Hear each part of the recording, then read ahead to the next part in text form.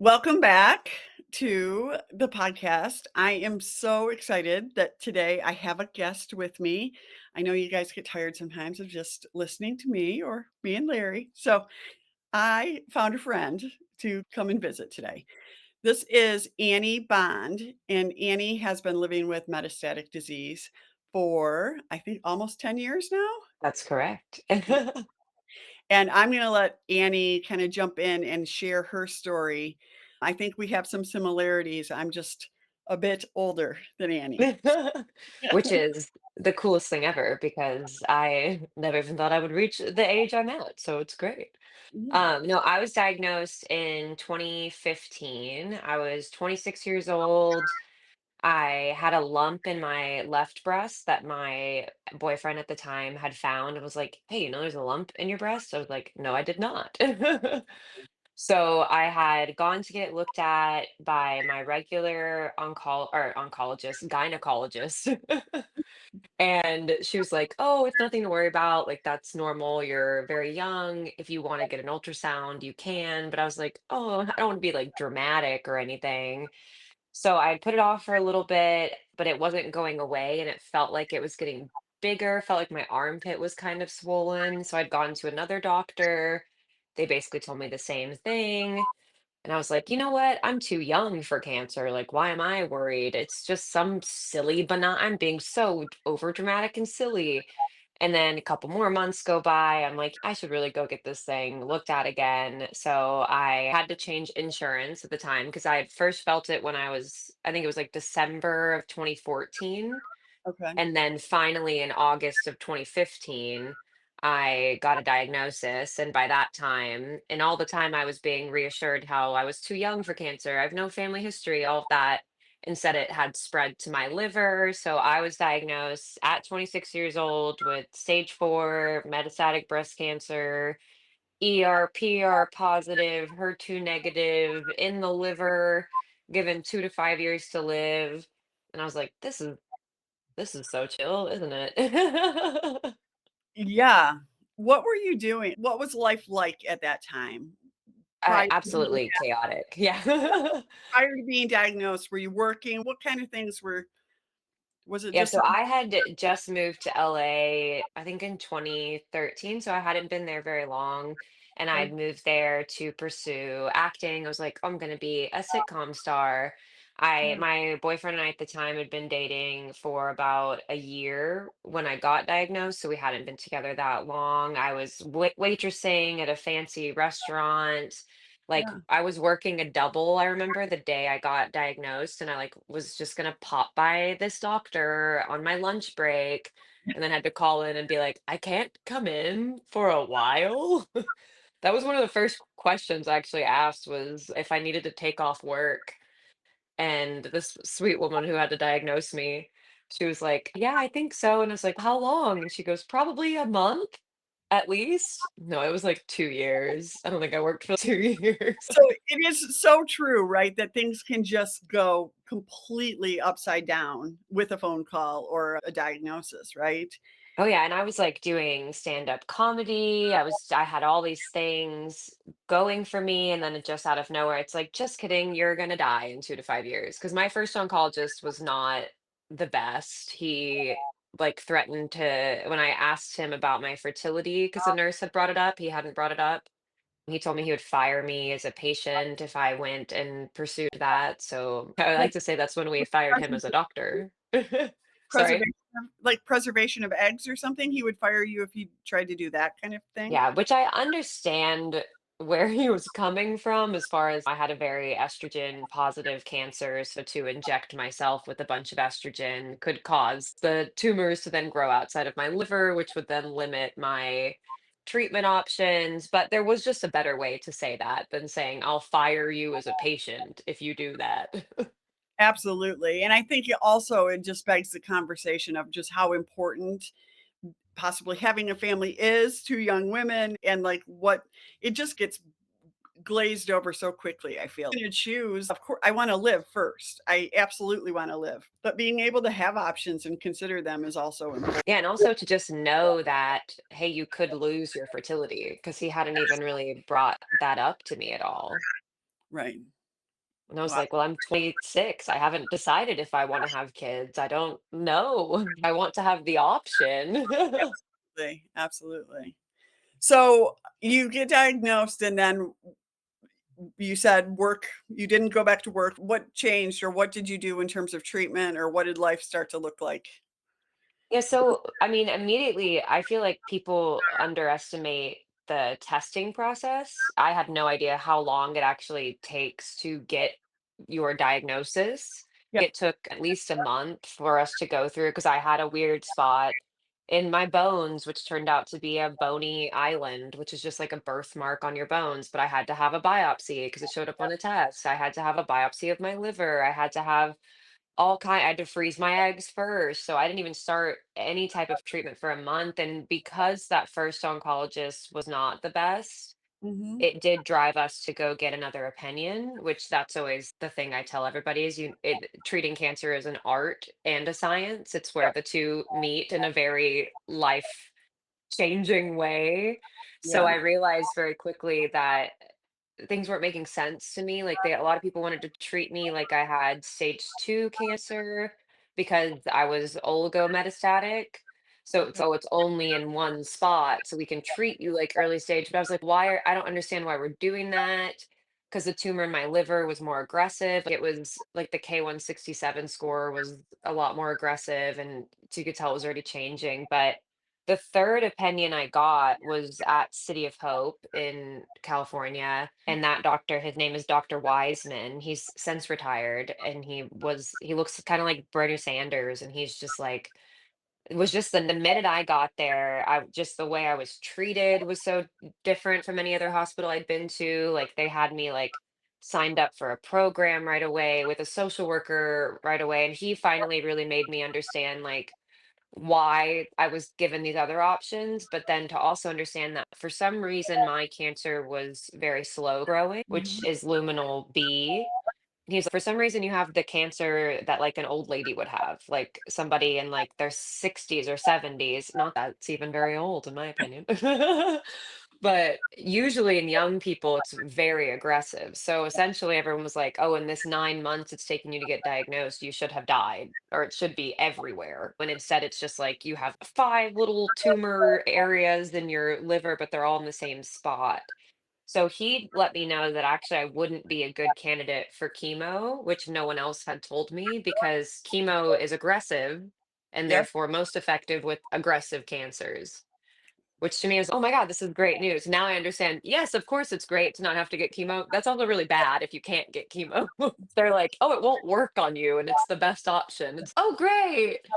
So Yeah. I started on Lupron. They wanted to shut off my ovaries because obviously the estrogen production was feeding everything. And then they started me on palbociclib on Ibrance, which had only come out like a couple months before my diagnosis. No, actually, he started me on tamoxifen. Okay. So I did tamoxifen for a few months. Everything was staying stable, but it wasn't shrinking. And Okay. they wanted to get everything smaller so they could go in and do surgery.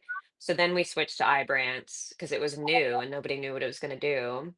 And I've been on it since. So I'm basically on my second line of treatment and it's worked. Lupron, which is what shuts your ovaries down, many people know this, made me so sick all the time. Like I was just like constantly nauseous for years. So eventually I was like, please just take out my ovaries. Like I did freeze my eggs. I was like, just take them away. I don't want them. I don't want to feel like this anymore.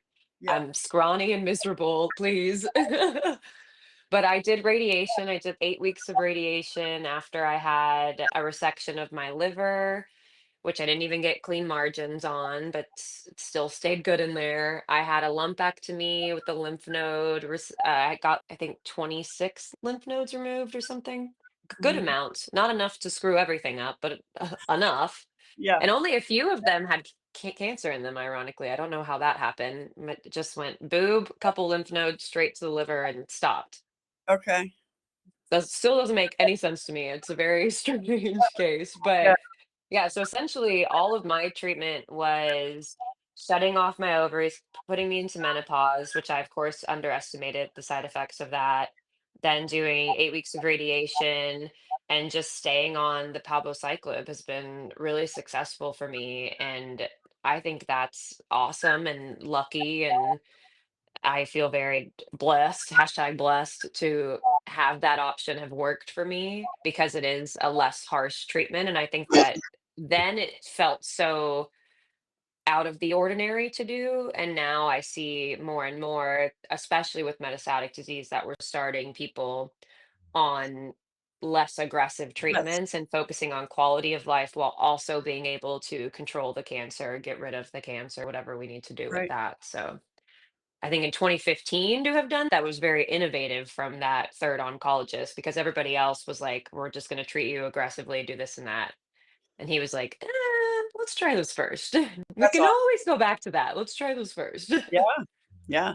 It's so nice to have that. I felt like even with my treatment plan, like, I didn't do surgery immediately, which would have been standard of care, and we did do some things differently, and it is nice to have somebody that you feel like is really considering your case and not just, "Oh, here's what the tree Yeah, says I because it need was to do." yeah, and it was obviously confusing because it's like, "Oh, you're very young, you don't have a family history, I didn't have any genetic mutations, I have a variant of unknown significance in check 2," which is like it's the way he described it to me was either, "Yes, you have the mutation, no, or maybe," and that's a maybe, which is very annoying. Yeah, I was like, "Okay, well, then what is it?" I yeah, have dense breasts, but other than that, those are my only risk factors is just having breasts and yeah, existing as a human being. yeah, So it was very confusing for them to be like, "We don't know whether we should treat you as a young as a person your age and as what we know about what cancer does in young healthy people, which is that it's quickly mutates, it's very aggressive, it spreads rapidly, as opposed to in an older person, it would spread slower, it would be less aggressive." They're like, "So for some reason you got an old lady cancer, but you are a young person and it is yeah, still mutating. So what does that mean?" And yeah, I was yeah, like, "That beats me. I have an I acting I degree. Don't guess ask we'll me." figure it out as we go, right? I mean, yeah. But then it's So up to you. That was the most confusing part, is they give you all the options. They're like, "Now you pick." You're like, yeah, "Me? I'm very right. underqualified here. Please don't ask me to pick." Yeah. So tell me how getting that diagnosis, how did it change your day to day, especially in the beginning? What do you remember about that? Um, absolute horror all the time.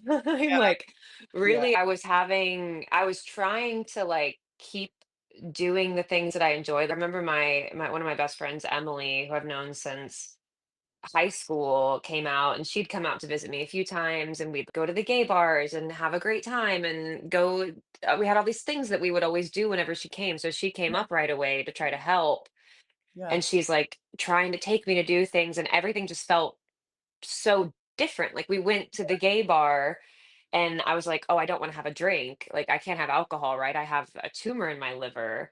Which later I found out when I said that to my surgeon, who's like the chief of general surgery, this big fancy guy wears really cute bow ties.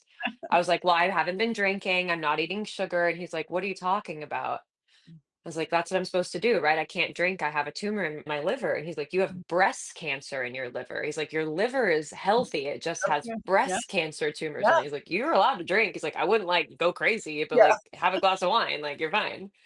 So I right. remember like being at the bar, everyone's drinking. I didn't want to drink. Then Yeah, everybody like steps outside to smoke a cigarette. I didn't really smoke, but I never like minded being around it. And I yeah, immediately was like, no, I don't want to be anywhere near it. If I inhale any of the smoke, I'm gonna die of no, lung cancer in 2 seconds. I would go to the grocery store and like try to just buy groceries, and I would end up like having a panic attack, like looking at the labels of ketchup and being like, why yeah, does everything have so much sugar in it? Like I'm gonna die if I have yeah, this. So, I mean, I think immediately I just felt like my full-time job went from being a waitress to being a patient. Like I was at the hospital almost every day.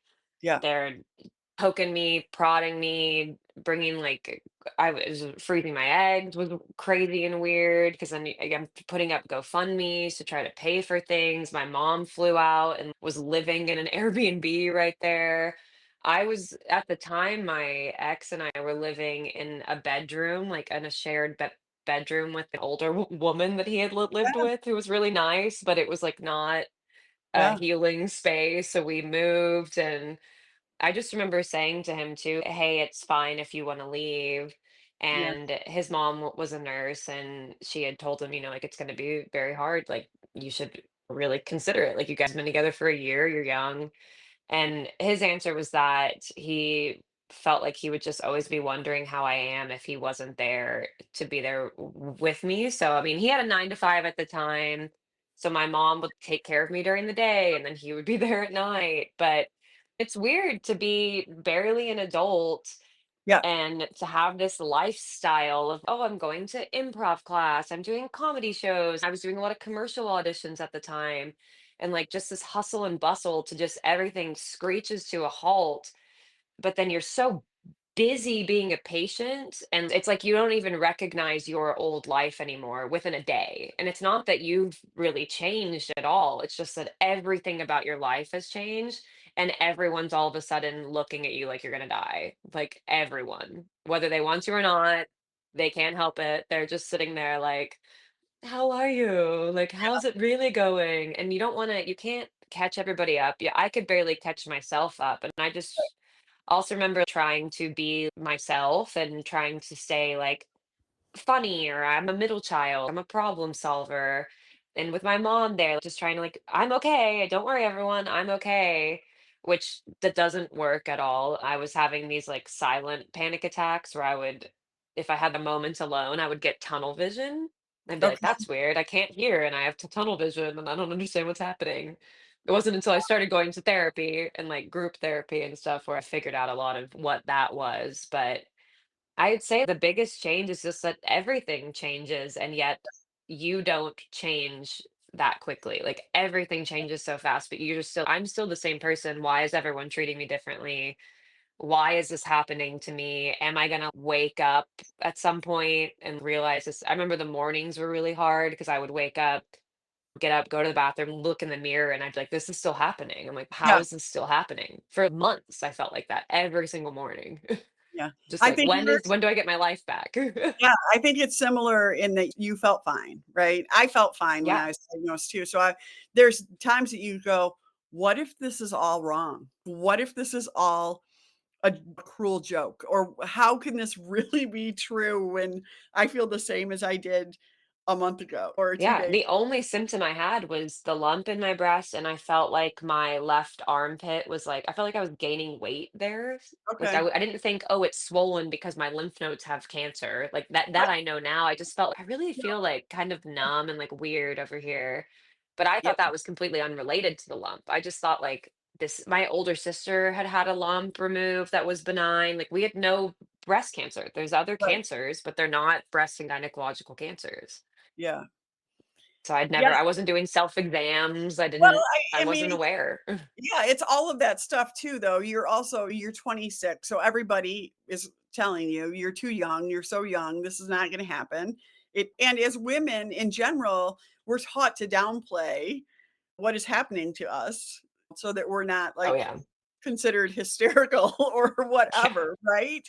All Well, of that's the these thing too, when you go to the doctor and every time I'd gone to the doctor for that, the biggest thing I'd had done was I had my tonsils removed because I kept getting strep all the time. Yeah, But it was like, other than that, every single time I'd had an illness, you go to the doctor, they tell you what's wrong, or they tell you you're fine, and they give you medicine and you get better. I'd yes, never experienced it to where, oh, a doctor can be wrong. yeah, They can get it wrong, and you have to trust your intuition. I didn't know. How am I supposed to know better than a doctor who's telling me I'm too young? Yeah, I am too young. I'm yeah, not thinking the way I do now, where I'm like, and what do you say to the entirety of the population at St. Jude's? Do you tell yeah, them they're all too young? Because they are, yes, but they're still there and they still have right, cancer. right. So true. Yeah. So as you begin to process, okay, I'm living with metastatic breast cancer, how does that change your perspective? Both I think, life, career, all of it. yeah, I think initially I tried to stay the same and I realized that wasn't going to work. Like I was still going, I remember my commercial agent being like, "Don't worry, like now you have like new job opportunities." And I was like, "Yes." No, I should not have been going out for auditions while I'm going through treatment because I didn't even realize what I would be offended by or what would be sensitive or like triggering. I would be in these auditions and I'd be basically like exploited just in the audition and I'd leave feeling disgusting. And I was like, what is this? I don't understand. This is my dream. Why is it making me feel so taken advantage of? And like, why am I exhausted and putting myself out there? There were some things that were like better than others. Like I was in an improv class at the Groundlings, and it was like the intense one where once you get through it, you're in advanced, and then you're gonna Mhm. be a star or whatever. And I remember still going to class while I was getting biopsies and stuff and not telling anybody and feeling, oh, I can go to this class and nobody knows I have cancer. This is great. Right. I can hide. Yeah. But the hiding wasn't helping me. Like it was giving me these temporary reprieves. But I think what I found really quickly was just that living with this overwhelming sense of fear and with this thing that just felt like I am like this instead of being I've always been like the happy, supportive friend. I like to make a joke. I like to be there for everybody else. I don't do well being the person that is being taken care of. I don't like being in that position.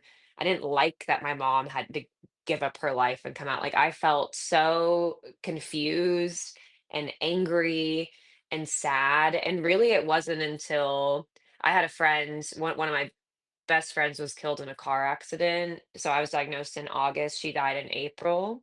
Oh, And it wow. was very sudden. And the last conversation we had, we were like making jokes about our future. And I remember thinking in the conversation, like, if I get a future, and like we're talking about our dream houses and this and that. And then and she was so worried about me and like thinking about, I didn't know it at that call, but she had been like planning a secret trip to come see me and stuff. And then she died, and I think from that, that really changed my perspective of, wow, everyone I have the opportunity to worry about my life. It's not a Yeah. burden.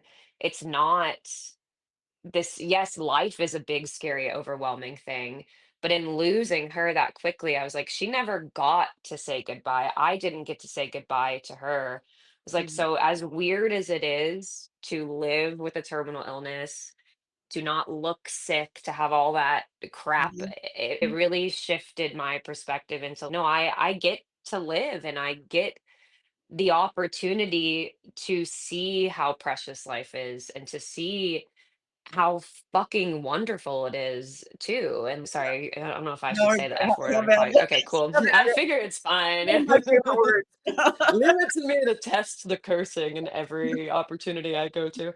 But and it's not all attitude and rainbows or anything like that. It shifts all the time. But that specific event really changed a lot for me. And I think, especially in losing my first few friends that I made to metastatic disease, to the disease, Yeah. that really took away some of my guilt and then added new guilt as well. Like it took away some of my, I was definitely developing orthorexia because I was like obsessed with doing every single thing anybody told me. They were like, put frankincense on. I'm like, great, I'll slather it on every night. I'll stop eating sugar. I'll do all this stuff that the internet tells me to do. And then I realized, oh, all of these other women were doing that too, and it didn't make a difference. Yeah. And they didn't do anything wrong. I was like, in fact, none of us are doing anything wrong. This is just how it works. It's just a morbid lottery where you're just like, when's my number going to be drawn? I hope not today. I'm like, I only got a few numbers, I guess. Well, And they again, had to keep me around. I think it's a disservice to put the onus on us to cure ourselves, right? Everybody, of course, wants to be able to live as long and as well as possible. I don't know about you, but I would hear, "Oh, you have cancer. What did you do?" Or where you Yeah. know what I mean? Like, everybody because people want to be able to say, I won't get it because I didn't do that," or "I don't this." But the fact is, it then puts this guilt it puts you in this situation where you feel like you have to pursue all of these things. And fortunately, Yeah. I was able to early on realize, "Okay, I am going to make changes, but I'm all in on making them." For me, it wasn't about somebody told me I had to. It empowered me, it made me feel like I had some control, but that mindset is all the difference in terms of being scared and chasing all of these things, which is so detrimental, I feel like. you Yeah, know? especially when you're like, I have OCD as well, and I didn't think I had it. Like my siblings have it, and I was like, no, I don't even have it. Now I'm like, oh no, definitely getting cancer like showed me, oh yeah, yeah, you do, girl. Especially when it comes to eating. I really thought I was very healthy. I was a vegetarian for like 10 Yeah, years before I got diagnosed. But even knowing that and knowing that like I never really liked steak or red meat, I've always just not, I just don't like yeah, the texture. It's not no big yeah, deal. All right. Anyway, I think the problem with diet stuff is that it's like you said, it lets us think that we're in control of the cancer in some way.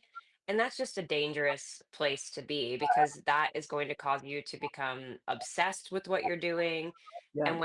And then if something doesn't work, then it's your fault. Then yes, again, you can blame, you're the one to blame, right, with Yeah, that. like somebody was like, "Oh, how much red meat did you eat?" And that's like something I took in, even though I knew I didn't eat a lot of red meat. I was like, "Oh my God, it's my fault because I ate steak ever, or because I drank in college, or like whatever, like everything." I just was spending so much time blaming myself and hating myself, Yep, and that's how do you heal in that space? You don't. exactly, You just cause exactly. yourself a bunch of guilt and shame, and I think that like that's one reason I started sharing my story too, is because in 2015, there was, there's social media, but it wasn't like it is now. Yep, There was nobody telling me this. There was nobody saying that to me. There was no, all you could find on the internet was like, I should be taking this weird thing or like drinking 40 gallons of bee pollen a day or whatever the heck. I'm doing coffee enemas every morning. Like, and I just was like, I'm just gonna stop and see what happens. I'm just gonna start. I had a doctor say everything in moderation, including moderation. And I yeah, loved that yeah, theory because it's like, yeah, if you go to a wedding and you want to have some drinks at your friend's wedding, or if yes, it's just a Thursday and you want to go to happy hour, like go. Like, why not? yes. Like, No, I if that was going to give you cancer, every single person would have cancer. Every single one of us. absolutely, absolutely. I That's been a struggle for me too, even as I've kind of been in this space. Everybody wants to know, what did I do? And I was like, wait a second, this is I can't, there isn't a magic. If we knew what the Yeah. magic was, we obviously, my doctor was like, we would have bottled it a long time ago, right? Like, you have to look at that as what makes me feel good.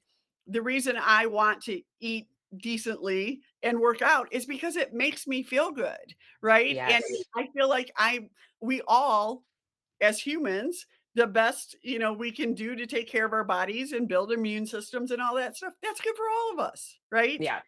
That's how I say now. I'm like, health is about how you feel, but Yes, there's a lot of stuff that we have no control over.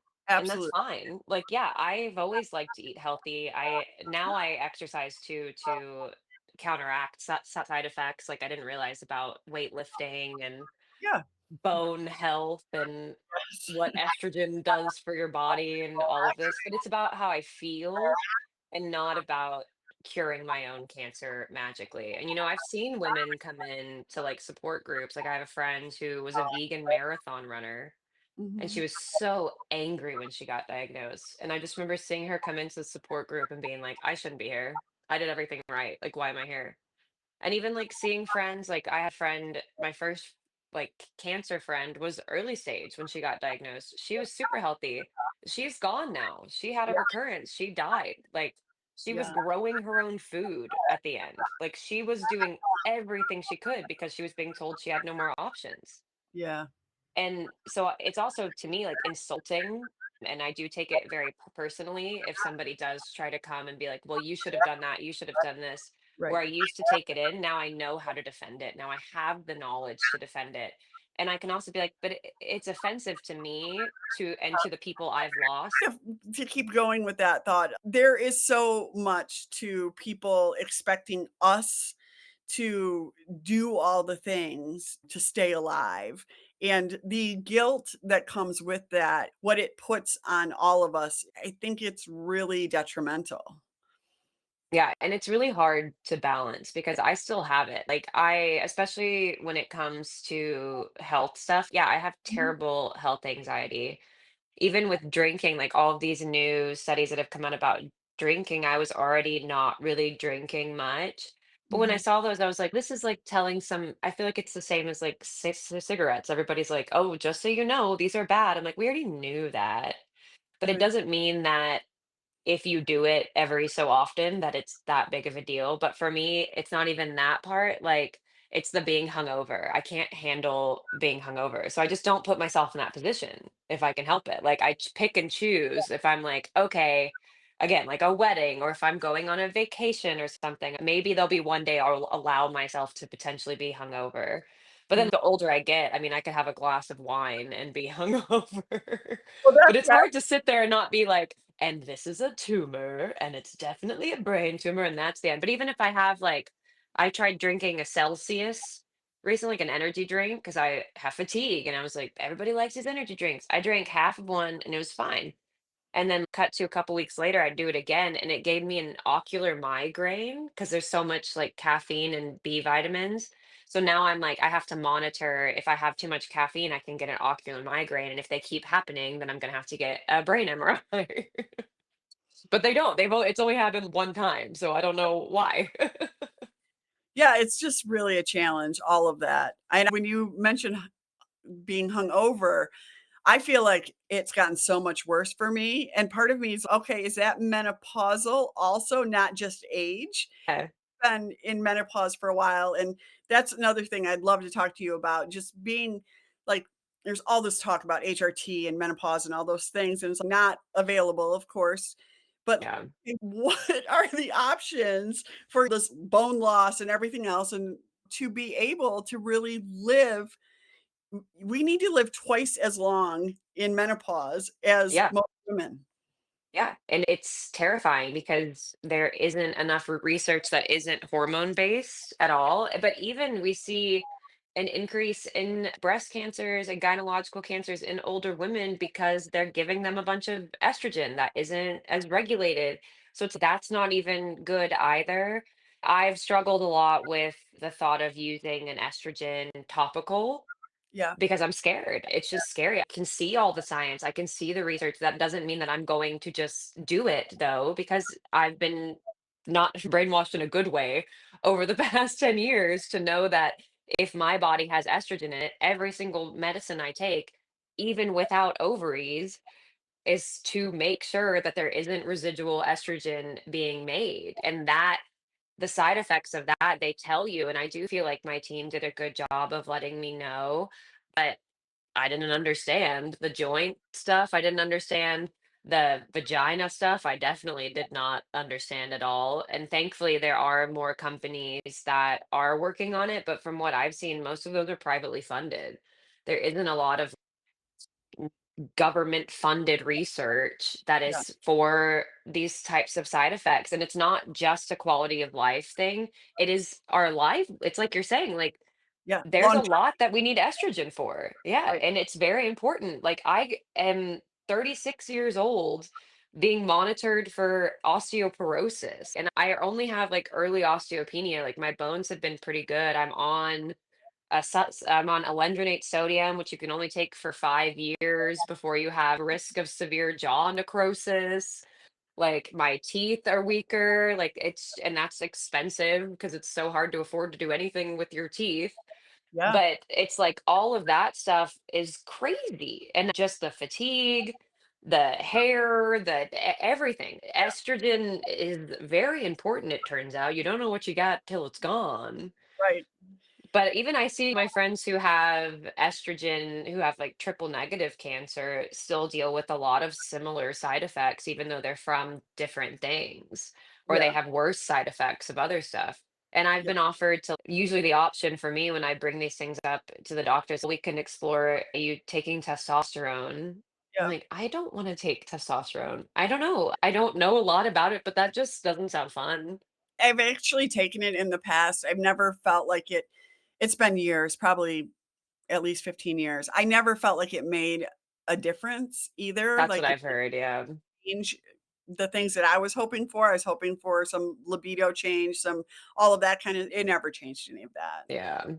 But again, it's what do you we don't have a lot of options, and I don't feel like anybody's paying attention to it, so And it does feel like, you should be grateful you're alive, is just and always what I it feels like when you complain about, "Hey, it's where'd my libido go? Like, why are my bones weak? Like, why do I have to, like, supplementally moisturize myself so much? Like, why wasn't" and I'm grateful that there's so many companies that are working on things that are, like, hyaluronic acid based and things like that, that feel safer for us. yeah, Because it's like the estrogen, the topical thing. I have friends who do it. I know that it's safe. I know all of this, but I cannot bring myself to get it and to try yeah, it. It's a mental block. yeah, It really is. And I believe I love science. Science saved my life. I believe doctors, even though I know they can be wrong. There's a healthy skepticism there. yeah, But that's also how I feel like even like Veoza, that new hot flash drug, oh, that's yeah, supposed to be the rage. I can't take it because it has liver stuff. Like it's really hard on your liver. And I'm like, so every time I see the freaking commercial, I'm like, yeah, look at all these, which given there's not a woman under 50 in the commercial, right, where I'm like, just so you know, other people are in menopause for other reasons, not just cancer, like when we're young. But then the whole second half of the commercials, and don't take this if you've had this problem in your liver. And I'm like, that's me, can't take it. yeah, Like, come out with the next one. yeah, Heard it's great. Some of us had liver metastases. yeah. No, I think what you said about expecting that we should just be grateful to be alive is such a huge sticking point for me as well. Of course, I'm grateful to be alive, but I am always going to be looking for a quality of life and longevity, right? And, Oh, yeah. And you I know, wasn't actually focused on that for a long time because I genuinely was like, well, whatever time I get, whatever time I get. But then uh-huh, also, you can't live in that mentality either of just because I was never looking at the future to a point where I couldn't, or I was like, no, I can't think about the future. And now that I'm in August, it'll be 10 years. I do feel like I have a future. Like the last few years, I've been looking more at, oh, maybe I should invest in my future in many ways. Like maybe I should be okay with the thought of having future plans that are more than a year out or something. Because literally for years have not been in that mindset because I've just been like, well, whatever time I get, it's going to stop at some point. Like at some point, it's all going to crash down. And yeah, it just hasn't. I remember the first time that we bought plane tickets that were 4 or 5 months out, and I was like, it felt so scary to me to be willing to say, "Oh, yeah, I'll be good in that amount of time." Yeah, And it's not like every Christmas assume that it could be my last yeah, Christmas. Like Christmas is always like a yeah, marker because I love Christmas. okay. All right, everyone, we're going to stop there for this week. Be sure to come back next week for part 2. Annie is going to talk about her relationship ending and what dating looks like with metastatic disease. See you then.